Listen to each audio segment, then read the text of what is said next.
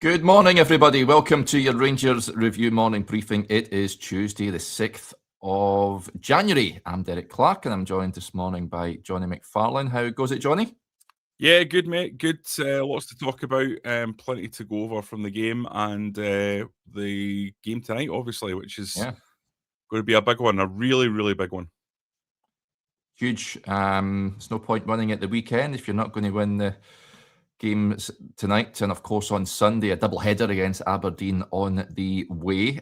Let's hope they can make it down, because I know that the weather has been a tad adverse up there in Aberdeen. But the game kicking off at 8 p.m. tonight, folks. If you are heading along to Ibrox, make sure you've got the layers on, the long johns and what have you. Maybe the heaty gilets that loads of people are wearing these days. Make sure it's all on, because it's going to be a chilly old one. But I think it's going to be a crackling atmosphere tonight, Jonny. An opportunity for Rangers to close the gap on Hearts to 3 points, to move 3 points clear of Celtic, who made the call to dismiss Wilfred Nonce yesterday and replace him with Martin O'Neill until the end of the season. So it's imperative Rangers maintain this good run of form that they're on at the moment. Yes, it is, Derek. I'd go as far as to say this is the most important game of the season so far. I think it's massively, massively important that Celtic are not given a boost here. And that means winning tonight is absolutely essential. The worst thing in the world that could happen for Rangers from their point of view tonight is to hand Celtic back that momentum. Martin O'Neill knows what he's doing, knows this league, and has got 3 fairly straightforward fixtures over the next few games.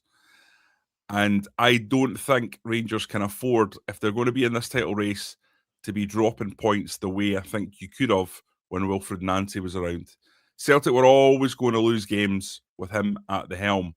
Martin O'Neill is going to completely change the way this Celtic team plays. It's going to be back to what they're comfortable with. They're still not great, but I think when it comes to grinding out results against Premiership teams, Celtic are going to improve massively. And what does that mean from my point of view, Derek? Well, big banana skin tonight and a big test to get through it. We've seen Rangers over the last few years have failed to take advantage in circumstances like this and handed momentum back to Celtic. But moreover, where is the transfer business? Where are the signings? This is now the 6th of January. This is not a good sign. Players should have been in, as far as I'm concerned, on the 1st of January. Now, it's not a football manager, Derek. It's not just you press a button and people arrive. But I'm not impressed so far, I have to say. I don't think it's impressive. I don't think they're moving at a pace that's required from a club that really, really wants to seize this opportunity. And make no mistake, this is a massive opportunity. And I don't think it's showing the signs of people in the background seizing the momentum, carpe diem and all that. Yeah, it's a valid point that you make. Before I return on that, a quick word for our podcast sponsors, Willow's Fencing, the Glasgow-based fencing company you can trust, proud partners of the Rangers Review. If you need a new fence, folks, and this time of year, many of you do, then these are the guys to call. No job is too big or too small, and they offer 10% off with the code Rangers Review over on their website, willows-fencing.com, which you can see on the ticker below. The all-important details are in the description below this video. Let's take transfers then, of course. So nothing imminent at this point in time, although Rangers say that they're working hard and hope to have a bit of progress by the end of the week. We were on videos before, Jonny, saying that we felt Rangers had to have players lined up with these scarves held above their heads by the time that the window opened. Now, I get the Celtic game probably took precedence, but I was expecting maybe a bit of movement by now. My concern is the board maybe look at what Danny Rule is doing, and he's getting a tune out of these players, but they might think, well, do we need an influx? Do we need more players to come in, given that he's doing a decent job here? He certainly does need quality players coming in. I think that this is imperative. If Rangers have any aspirations of winning this league title, and they're very much in a title race, then they need to bring a bit of quality in. Now, there's a point that came in saying they need to get rid of players first. I get that as well. I've seen Oscar Cortez. Well, he wasn't part of the picture anyway, but it looks like he's heading over to Argentina with a loan, with an option to buy at the end of that. And there's dead wood in that squad that Rangers need to move on. But time is pressing ahead. If Rangers were to drop points tonight, Jonny, or even on Sunday, then fans are quite right to say, where's the new faces here? Yeah, look, for me, there's two examples of this in terms of a transfer window and how to do it properly. One of them is from the English Premier League, where Jose Mourinho, I think in his second season after coming third, in his first season may have been second, I think it was third, he went out and early in the summer window, before anyone else had moved, bought in Diego Costa and Cesc Fabregas. He basically got two guys that would transform the squad that he already had. Two absolute nailed-on first-team starters. They were away out the traps, and it was only, I think, June when these signings were announced. Get them in early, get them settled, get them through a pre-season. And the other one that comes to mind immediately is Celtic under Ange Postecoglou. They'd lost the season by 25 points the season before. And in the January transfer window, they needed something extra to boost them. They'd lost, I think, 3 of the first 6 games that Postecoglou was in charge of. They were behind Rangers.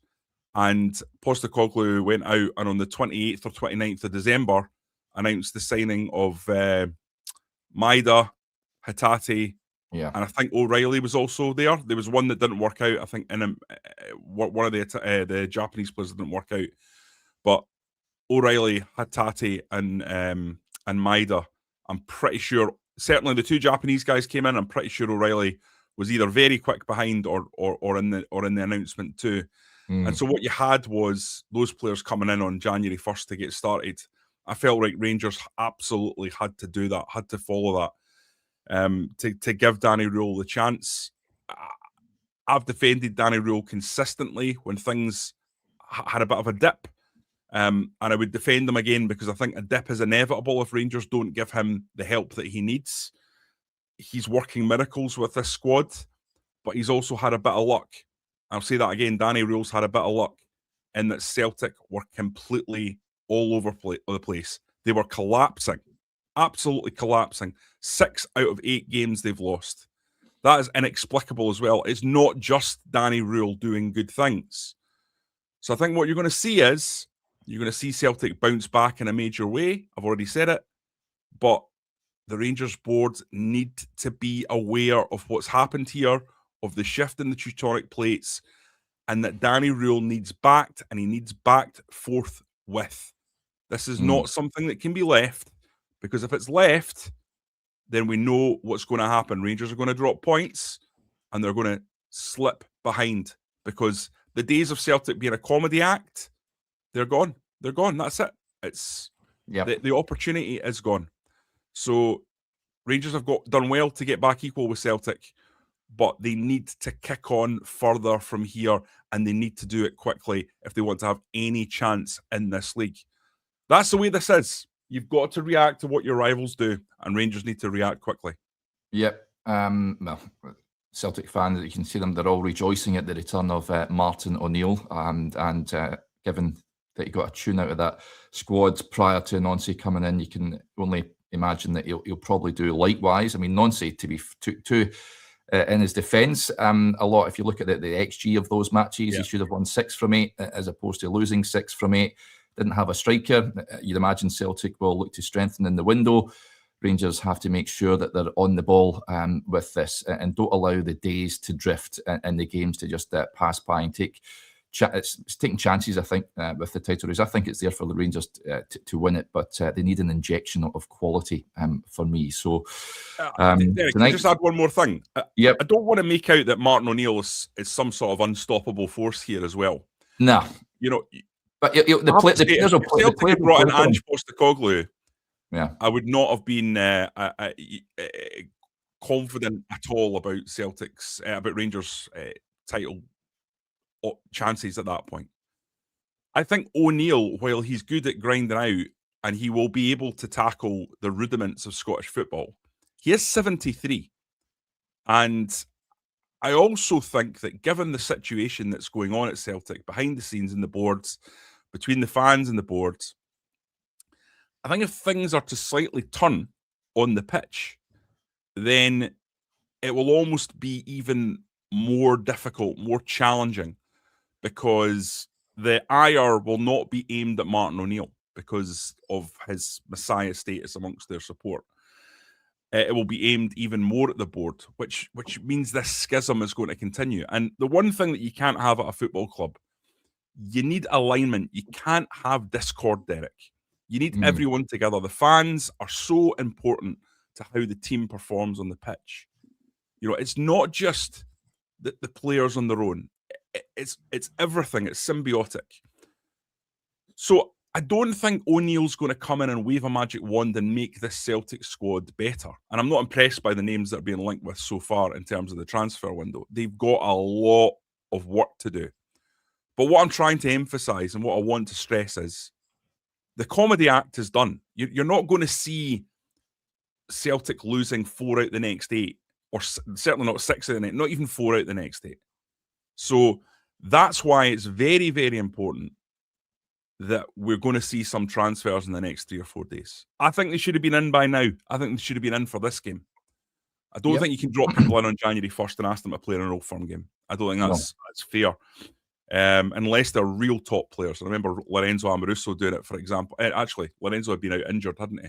That was the problem in that game. But I think it's a big ask. But now is the time, you know. Now is the time after this game tonight. But I've got my concerns about this game tonight, and certainly the game at Pittodrie, because these are always fraught games at Pittodrie. And Aberdeen have a good record, actually, at Ibrox recently. For many, many, many decades, Aberdeen couldn't buy a win at Ibrox. But that's not been the case in recent years. I think this is it's a bit of a banana skin, and they've got to be very careful tonight. Well, of course, no Jimmy Tillene, former Ranger Peter Leven taking the team. Let's just hope that they make it down. But they've been a turgid run of form, hence the reason why they've dismissed their former manager. They haven't won since beating Kilmarnock 2-1 at Pittodrie back in the 14th of December. The last away victory at Dens Park, beating Dundee on the 6th of December. But not in a good run of form at this point in time. But it's Aberdeen, and they always tend to raise their game when they come up against the Rangers, and you'd like to think that the players in that dressing room, and imagine it will be, Danny Rule will be making sure that there's not any complacency setting in. As I touched on earlier on, I think the crowd have a big part to play tonight as well. By hook or by crook, as I have often said recently, Rangers just need to put 3 points on the board. Don't care how they do it, and they just need to win. That is vital. Aberdeen are another team in this city. You've got to remember they've dropped their manager in Chermiti after winning a Scottish Cup a matter of 6 months ago. So you've got to imagine that they're not going to be at their strongest. But probably get a bounce. You often find that, Johnny, when the clubs sack a manager, there's a bit of a bounce. Well, I think this is a slightly different scenario in that I've seen a number of people talking about Aberdeen and how well liked Jimmy Thielen was in the Dons dressing room. And I watched an interview with the new director of football last night, and he was talking about, that basically people at the club really liked Thielen. I was listening to a journalist from up there, a local journalist up in Aberdeen, and he was talking about how he was one of the nicest men that he'd ever met in football, and had met a lot of people, obviously, over his time in the industry. So I think Thielen still had the respect there. I don't think that had dropped out. I just think his results weren't good enough. So it may be actually the opposite, that there isn't that bounce this time, because if anything, the players are kind of feeling a little bit sore that the manager has been dropped. But I think the interim guy, Peter Leven, is highly regarded and had a good period when he was previously in interim charge. So it's one that you have to watch. That's absolutely for sure. And Rangers need to go out there and perform the way they performed at Parkhead in that second half. And if they do that, we all know that they'll win that game, no problem at all. They'll win both games. But it's about putting together a 90-minute performance and not having the that slight sense of tentativeness that came across in that first 45. It's about that vigour and the aggression and the winning of second balls Bravery. and the Yeah. first at every challenge that there was in that second half. Yep. I know that there's a number of names mentioned for the Aberdeen vacancy. See Stephen Robinson being quizzed about it during his St Mirren press conference. If it is him, I think that would be a good appointment, incidentally, for the Dons. Rather, it was after Sunday, if possible, because I think he's a cracking coach. But yeah, it'll be interesting to see who they go for. The Motherwell manager earning plaudits as well. I think the Steelmen will do well to keep hold of him for a prolonged period of time. But Rangers, certainly for me, have a very capable coach at the club just now. Danny Rule doing a terrific job. Attention turns to team selection. Jonny, you mentioned Sunday, of course. I would be tempted to keep, well, the second half 11. I would be taking Tello Asgard out of there, sticking Diamandi in, but I don't think I'd be making any other changes to that team. I know that you would maybe bring back James Tavernier. Yeah, I just think one of Rangers' big assets is set pieces, since they've brought in the set piece coach, and obviously got a number of players in there who have real prowess, namely Manny Fernandez, but also Chermiti. So I think you need a level of set piece delivery. And one thing I would say about Conor Barron, he was brilliant. He was brilliant, especially in the second half against Celtic. Really, really was. Worked so hard. And I like Conor Barron, but I thought the delivery at set pieces was so poor.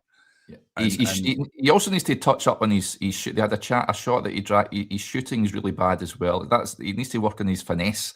I think set pieces and shooting practice, I think, would be what I'd be looking to work on with him. Puts that together, mate, and he's Barry Ferguson. Yeah. Maybe not. But he'd be some player. I agree with you, Derek. That's things that are lacking from his game.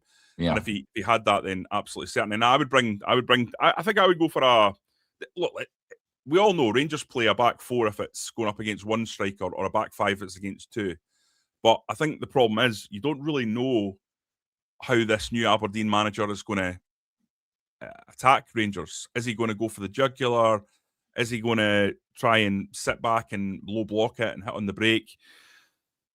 I'm probably going to go 5-2-3 in this game, Derek, and have a little bit of flexibility there in terms of. I think I'm going Magoma, Fernandez, Suter, Sterling, Tav, and then the midfield of Raskin and Barron, with Moore and Gisama ahead and Chermiti up front.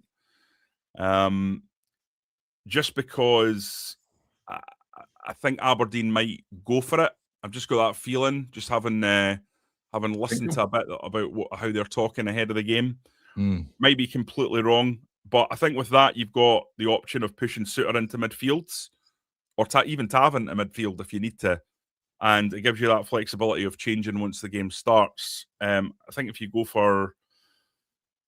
you could go for a 4, but you're obviously then Tav's not starting, and then for me, I'm just slightly worried about set piece delivery at that point. I think Rangers should be a big threat from set pieces. They have been so far. I think only Hearts have got a better set piece record at the moment in the league. But I felt that was something that was really lacking at the weekend from the performance. Just quite a lot of the time that ball in the box just didn't have the quality. It was required hitting the first man. It was driving me up the wall watching the game, to be honest. I don't know about you, Derek. I think our group chat, there was a few expletives flying around about free kicks and corners, because they were great opportunities and they weren't taken. So that's something I think against Aberdeen you're wanting to exploit. And my concern is, without Tavernier in there, who's the delivery coming from? I mean, that was, of course, one of the big things about the whole notion behind Rothwell, wasn't it? Was that he would come in and offer you another guy who's really got quality. Yeah. He's just completely disappeared off the face of the planet, hasn't he? So I don't know what's quite going on there. Yeah, well, I'd be surprised if he's still at Rangers. I'm getting a lot of stick for suggesting Tav, and that's fine. Bring it on. Bring it on. I'm not changing. I'm not getting off the Tav train. Heller says, back four suits is better. We're more of an attacking threat. Jonny, your back five stinks, mate. So she's not having that. This is why I'm not the manager, guys. This is why Danny Reel's in there and doing a great job. Yeah, listen, it'll be interesting to see what he sticks with. Dujon Sterling is available, of course, for the game. Danny Reel said as much in his Sky interview yesterday, despite his incident after the game at the weekend. So, yeah, I'd imagine he will start as well. And I don't think it would make any alterations, apart from, of course, Asgard. Diamandi has been poor, we know that, but I thought he was excellent against Celtic. Other guys who might come in, just Miofsky come in against his former club. I don't think you would drop Yusuf Chermiti. You can't drop the big Chermiti. No, you can't. No, and that leads me nicely on, because there's a great piece from Chris on Yusuf on the website this morning. Folks, do go and check it out. It goes into detail about the signing, taking the famous number 9 jersey as well, the Dominic Calvert-Lewin comparison.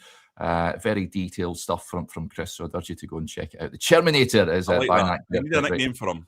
Yeah, quite rightly says. But yeah, we touched on him after the show, or after the game at the weekend. Jonny touched on him yesterday as well. Hopefully, I mean, we've seen an improvement. Certainly, he took his goal at Tynecastle well, but it was a bit of an afterthought given the results. But he's then put in 2 man of the match displays against St Mirren and then against Celtic. So Danny Reel is certainly working wonders with him, and that can be vital for Rangers, because suddenly do they have a firing striker on their hands? Yes. Derek, can I give him even more props? Because I don't know about anyone else, but the first goal happened so quickly that it was hard to actually define how he put the ball in the back of the net. And I watched it several times at the time on the replays, but you didn't quite see what happened. It looked like it maybe flicked off him, or you weren't quite sure. See if you've seen the video that's doing the rounds on Twitter. I think it's got 3,000 likes or something like that.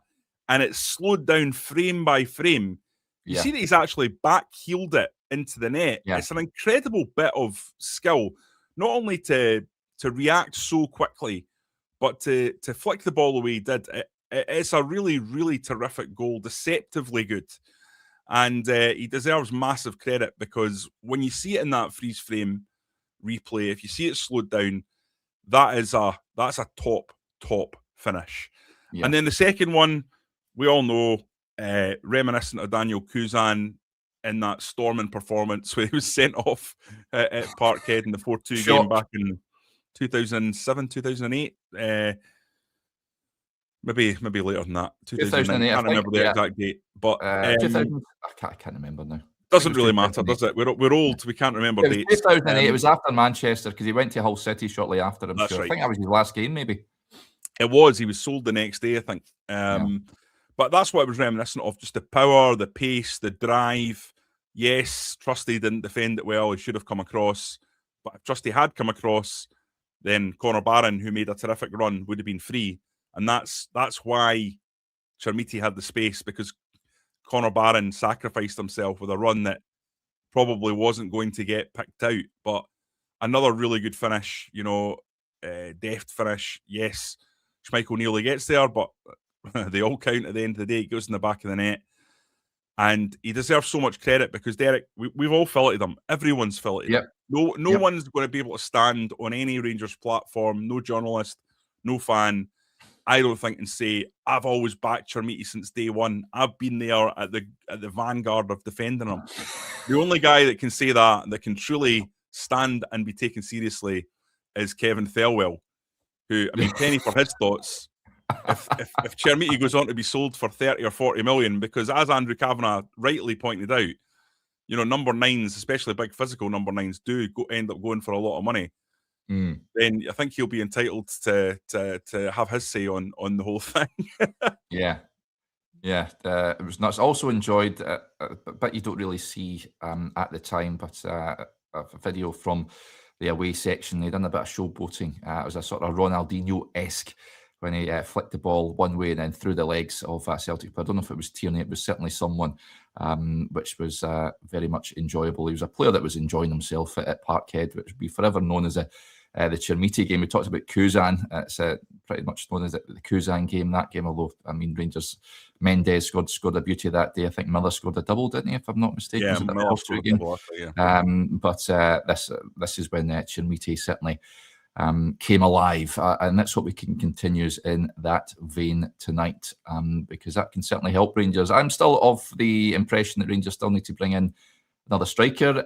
Danilo, we know that the club won't be difficult to deal with if he is looking to move on. Jonny, I touched on Cortez as well, has obviously been well out the picture. Rangers with a significant sell-on as part of that deal. Huracan, who he's going to play for in Argentina. But Danilo, for me, I'd be looking to offload. That would leave a vacancy for another striker to come in. Would you go along with that? Is that necessary? Yeah, I think so. Absolutely. And, you get someone in that can challenge those three, and it gives you the rotation that you need. Danilo, it's a really sad one, Derek, because I actually don't really blame him. I think he's had really, really terrible injuries that have taken a toll on him as a player. Physically, he just doesn't look suited to this league. We know he's capable of great moments of class. I think you saw against Hibs. That's a goal that a player with no talent doesn't score. The way he takes the ball with the underside of his foot and then hammers it into the corner like that. Just such a terrific goal. You just haven't seen enough of that. You haven't seen enough of his quality. And I remember, watching all the compilations of his goals in Holland and things like that before signing, and there was some spectacular stuff in there. But at Rangers, over a long period of time, we just haven't seen it. And he's been given a number of chances and he hasn't taken them. Yeah. Would it surprise me if he goes to somewhere goes back to Holland and scores a few goals? Not really, because I think there is a player in there. But based on the wages, based on the transfer fee, I don't know what it was, but in the region of £5 million-ish, £5-6 million, that's what was reported anyway. You really are talking a lot of money for a guy that has delivered very, very little. Rangers can't really afford to be getting transfers of that magnitude wrong, and unfortunately, they have on this occasion. Yeah. Love this. Great Wall of Canada says, Timo Werner on loan, Derek, can play 9 and the wing. Of course, he is the son-in-law of Sasha Lenser.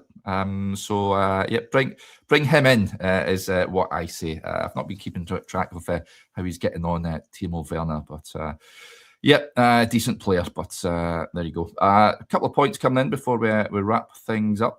There's a point coming in here. I love this. Nate says, watching the morning briefing for the first time, not in America. We'll be at Ibrox tonight, all the way from San Diego. So excited. Well, fantastic. Thank you for tuning in, Nate. Hopefully your trip to Ibrox is an enjoyable one, and Rangers get 3 points for you. John, you want to jump in there? Yeah, I was just going to say, hopefully he's packed, because he's going to be requiring some layers that you don't normally require in San Diego, that's for sure. Yeah. Get yourself to Marks and Spencer's. The referee for tonight, incidentally, folks, those that are asking, is Nick Walsh. Yes, I know. Andrew Dallas will be away from Ibrox. Andrew Dallas is the man in charge of VAR. So there you go. Let's hope we're not talking about ridiculous refereeing calls after the game this evening. Right, I think that is us pretty much done for today. We will be bringing you all the match coverage from Ibrox tonight, and we'll have, as usual, your pre-match show when the teams drop. And then we'll bring you our post-match reaction as well. Remember, an 8 o'clock kickoff tonight. Let's hope Aberdeen make it down, as I touched on earlier, because it's a tad snowy up there. Big opportunity for Rangers tonight. Do you reckon they'll win, Jonny? I don't know how the game will go. I think it's going to be another one of these scrappy affairs, but I fancy Rangers just to edge it. Yeah, no, listen, Derek, I think Rangers will win it. Aberdeen are not going to be at their best because they've dropped their manager. But to me, the bigger point is the point that we were making earlier. A lot of people in the comments saying, why are you talking about Celtic? Get off the topic of Celtic. The point is not about Celtic. It's about the effect that something that's happening across the city inevitably has on Rangers. Yeah. And, the underlying thing for me is that the time for messing about is over. You need to start bringing in quality into this side. You need to start bringing in guys in this transfer window that is open to make this squad, but crucially, bigger than the squad, make this team better.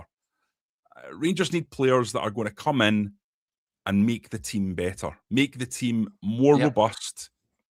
And it's absolutely incredibly important that those guys come in and that happens ASAP. As I say, 6th of January already, so that's 6 days in. You don't want it to be getting to 8 and 9 and 10 without players coming in.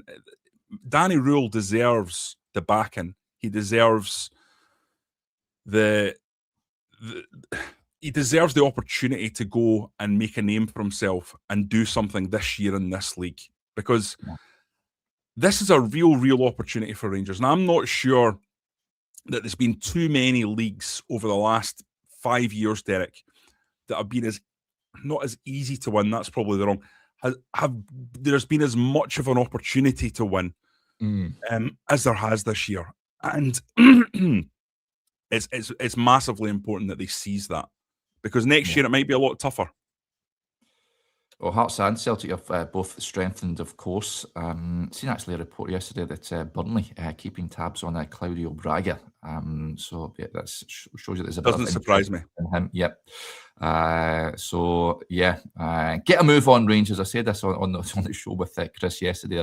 Our transfer show. We're going to aim to bring you a couple of those per week during the course of the month, folks.